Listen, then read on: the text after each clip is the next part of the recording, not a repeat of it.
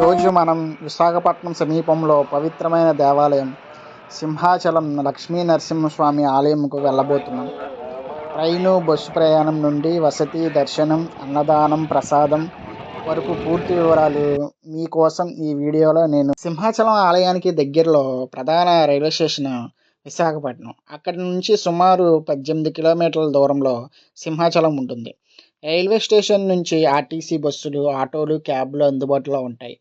మరో చిన్న స్టేషన్ కూడా ఉంటుంది, అది సింహాచలం రైల్వే స్టేషన్. కొన్ని లోకల్ ట్రైన్లు మాత్రమే ఇక్కడ ఆగుతాయి. విశాఖ ఆర్టీసీ బస్సు నుంచి అయితే సింహాచలం వరకు డైరెక్ట్ బస్సులు నడుస్తాయి. కొండపైకి వెళ్ళే ప్రత్యేక బస్సులు కూడా ఉంటాయి. మీరు ఆటో లేదా ఆర్టీసీ బస్సుతో కొండపైకి నేరుగా వెళ్ళవచ్చు. కొండపైకి వెళ్ళడానికి మరో మార్గం మెట్లు ఎక్కి పాదయాత్రగా కూడా వెళ్ళవచ్చు.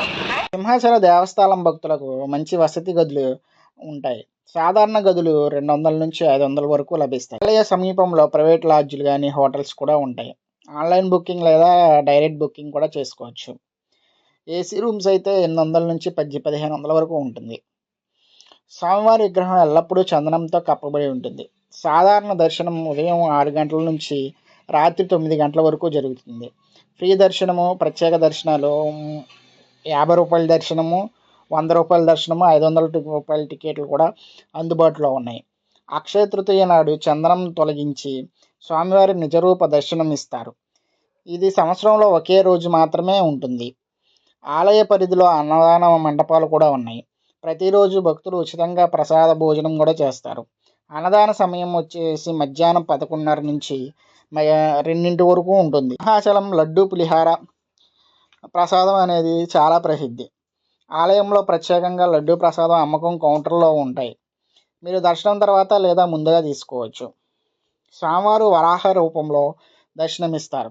ఇక్కడ విగ్రహం ఎల్లప్పుడూ చందనంతో కప్పబడి ఉంటుంది. దర్శనం టైమింగ్స్ వచ్చేసి ఉదయం 6 గంటల నుంచి 12:30కి, మళ్ళీ సాయంత్రం 3 గంటల నుంచి 9 గంటల వరకు ఉంటుంది.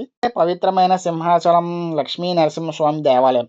ప్రతి భక్తుడు జీవితంలో ఒక్కసారి ఈ పవిత్ర స్థలానికి వచ్చి స్వామివారి ఆశీస్సులు పొందాలని మనస్ఫూర్తిగా కోరుకుంటున్నాను. జై నరసింహస్వామి.